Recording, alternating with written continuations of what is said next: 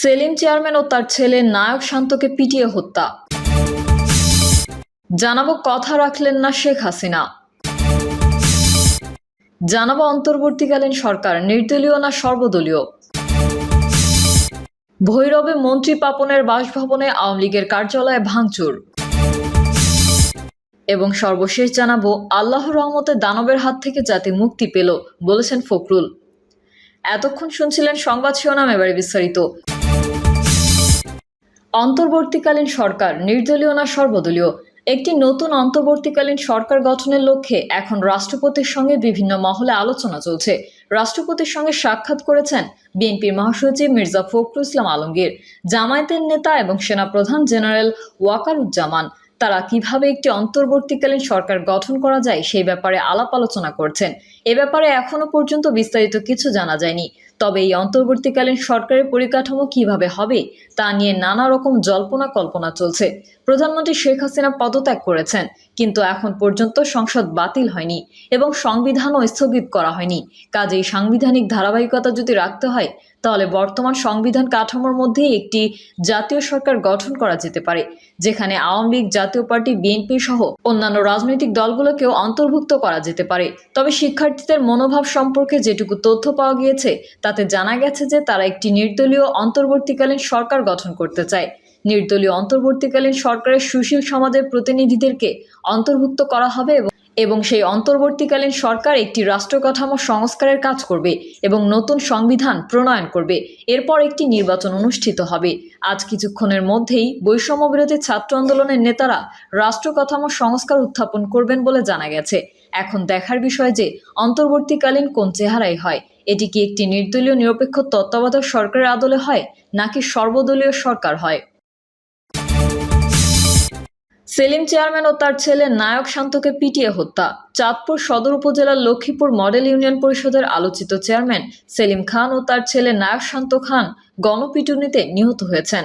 শেখ হাসিনা পদত্যাগ করার পর নিজ এলাকা থেকে পালিয়ে যাওয়ার সময় বালিয়া ইউনিয়নের ফারাক্কাবাদ বাজারে এসে জনরোষে পড়েন তিনি। সেখানে নিজের পিস্তল থেকে গুলি করে পালিয়ে বাগারা বাজারে এলে ফের জনতার মুখোমুখি হন। সেখানেই তাকে এবং তার ছেলেকে পিটিয়ে হত্যা করা হয়। আওয়ামী লীগ সরকারের আমলে সেলিম খান চাঁদপুর নৌসীমানায় পদ্মা মেঘনা নদীতে ড্রেজার দিয়ে অবৈধভাবে বালু উত্তোলন করে কোটি কোটি টাকার মালিক হয়েছে বলে অভিযোগ রয়েছে। দুদকে তার বিরুদ্ধে মামলা চলমান। কথা রাখলেন না শেখ হাসিনা। শেখ হাসিনা বলেছিলেন, আমি বঙ্গবন্ধুর কন্যা, আমি পালাই না। তার স্পেন সফরে যাওয়ার কথা ছিল। সেই সময় ছাত্র আন্দোলন উত্তাল রূপ নেয়। তার একটি কথা বিকৃতভাবে প্রচারিত হয়। আর শেখ হাসিনা সাধারণ সম্পাদক ওবায়দুল কাদের বলেন, শিক্ষার্থীদের দমাতে ছাত্রলীগই যথেষ্ট। এটি যেন শিক্ষাঙ্গনগুলোতে গণবিস্ফোরণের রূপ নেয়। এরপর গুঞ্জন ছড়িয়ে পড়েছিল যে প্রধানমন্ত্রী স্পেনে পালিয়ে গেছেন।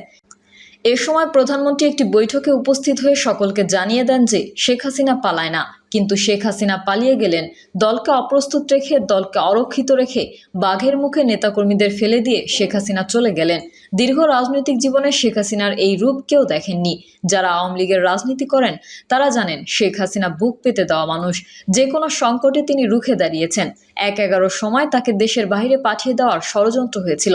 তিনি জোর করে মৃত্যু ঝুঁকি নিয়ে দেশে এসেছিলেন। ১৯৮১ সালে শেখ হাসিনা সামরিক জান্তার ভ্রুকুটি উপেক্ষা করে, প্রাণ ভয়ে উপেক্ষা করে দেশে এসেছিলেন। আজকে তাহলে কেন তার এই পলায়নপরতা?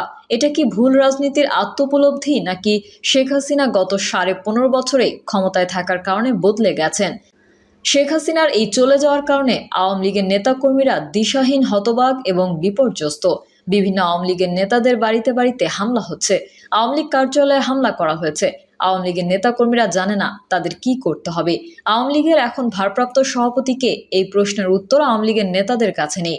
আওয়ামী লীগের শীর্ষ নেতাদের মধ্যে যারা আছেন তারা সকলেই এখন আত্মগোপনে অথবা নিরাপদ স্থানে। এ সময় আওয়ামী লীগের হাল ধরবে কে?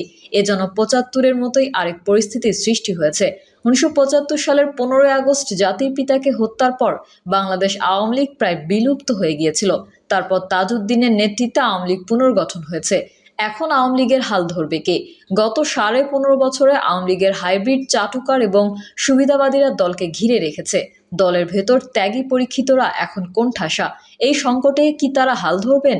দলের ভেতর যারা সর্বগ্রহণযোগ্য নেতা তারা এখন অসুস্থ অথবা দূরে চলে গেছেন। এ অবস্থায় আওয়ামী লীগকে হতাশার সাগর থেকে আলোর পথ দেখাবে কে, সেটাই এখন বড় প্রশ্ন। তবে আওয়ামী লীগের নেতারা এখনও আশা করেন যে শেখ হাসিনা হয়তো দেশ ত্যাগ করেছেন কৌশলগত কারণে, কিংবা তাকে বাধ্য করা হয়েছে। আনন্দবাজার পত্রিকা বলেছেন, শেখ হাসিনাকে ৪৫ মিনিট সময় দেওয়া হয়েছিল। এই সময়ের মধ্যে তাতে ভারতে চলে যাওয়ার পরামর্শ দেওয়া হয়। এটি হয়তো শেখ হাসিনার কৌশলগত সিদ্ধান্ত। তিনি হয়তো আবার ফিরে আসবেন, কিন্তু ফিরে আসলেও মানুষের আস্থা, বিশ্বাস, নেতাকর্মীদের সেই অকৃত্রিম ভালোবাসা কি তিনি পাবেন? নেতাকর্মীদেরকে এখন ছিঁড়ে কুড়ে খাচ্ছে প্রতিপক্ষরা। শেখ হাসিনা যাদেরকে আগলে রাখতেন তাদেরকেই তিনি বাঘের মুখে দিয়ে গেলেন। ভৈরবে মন্ত্রী পাপনের বাসভবনে আওয়ামী লীগের কার্যালয় ভাঙচুর।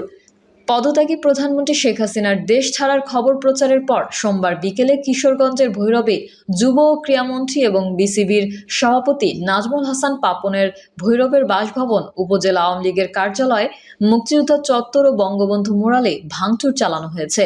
অগ্নিসংযোগ করা হয় ঢাকা সিলেট মহাসড়কের ভৈরব বাসস্ট্যান্ড এলাকায় অবস্থিত নাজমুল হাসান পৌর পার্কে।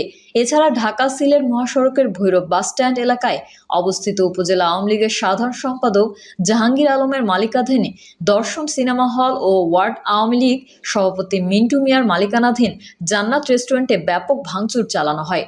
পরে উপজেলা আওয়ামী লীগের সাধারণ সম্পাদক জাহাঙ্গীর আলম, পৌর আওয়ামী লীগের সাধারণ সম্পাদক আতিক আহমেদ, উপজেলা আওয়ামী লীগের সহসভাপতি সেলিম খান, সাবেক সহসভাপতি মির্জা সুলাইমান, উপজেলা স্বেচ্ছাসেবক লীগের সাধারণ সম্পাদক আফজল হোসেন, উপজেলা যুবলীগের আহ্বায়ক আরমানুল্লাহ, ১০ নম্বর ওয়ার্ড আওয়ামী লীগের সাধারণ সম্পাদক দেলোয়ার হোসেনের বাসভবন ও ব্যবসা প্রতিষ্ঠানে হামলা চালিয়ে ভাঙচুর করে।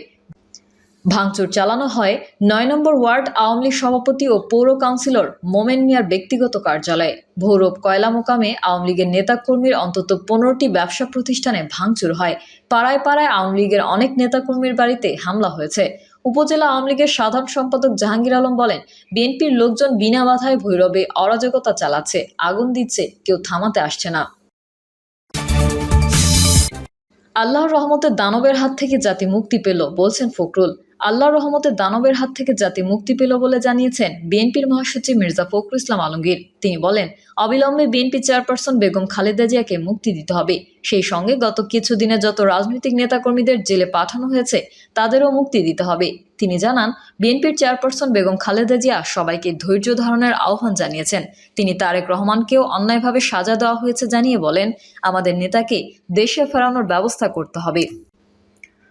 প্রিয় দর্শক, এই ছিল এখনকার সর্বশেষ সংবাদ। আপডেট সংবাদ পেতে চ্যানেলটি সাবস্ক্রাইব করে বেল আইকনটি ক্লিক করুন। কমেন্টে আপনার মতামত জানিয়ে আমাদের সাথেই থাকুন। ধন্যবাদ সবাইকে। আল্লাহ হাফিজ।